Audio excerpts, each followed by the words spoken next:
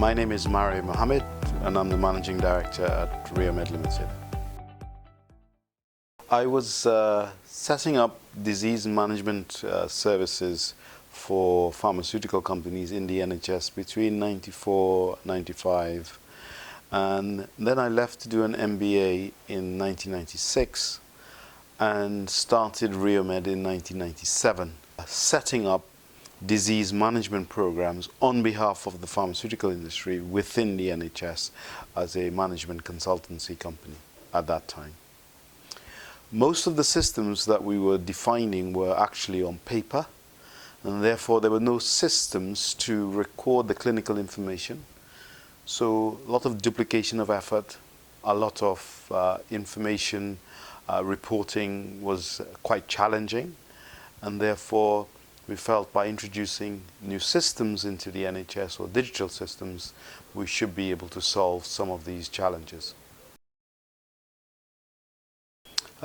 Change, the management of change, because a lot of business processes need to be re-engineered, and those re-engineered processes bring about changes in behavior, the way clinicians interact with patients, especially now recording information on the point of contact with patients. Some found that challenging, and some found that easier to adopt than others. So the whole management of change was quite difficult to sustain. So the ideas, or sometimes the reversion to old practices, was quite frequent. So managing sustainability was a big issue.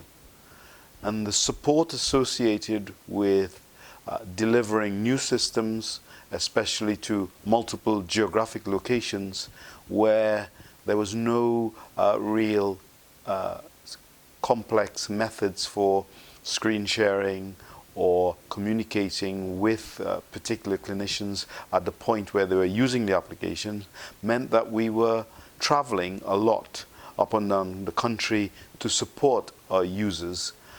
Nowadays, obviously, that's quite different with the advent of video conferencing facilities and so on, which are now quite widely used since the pandemic.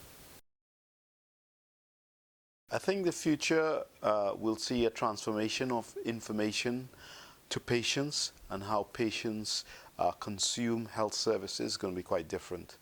The concept of consultations, clinical consultations online, from any location to patients in their own home. I think the transformation of patients having to travel to receive services or to receive care is going to be significantly changing. And the ability for people to run or to get expert clinical advice to remote locations using digital technology is going to transform the way people in developing countries access health services, and in particular specialist health services in the future. So I think the whole concept of how we move and manage clinical record, and how we can access very complex clinical advice based on information that may be collected at multiple locations, would be the way forward in managing healthcare in developing countries.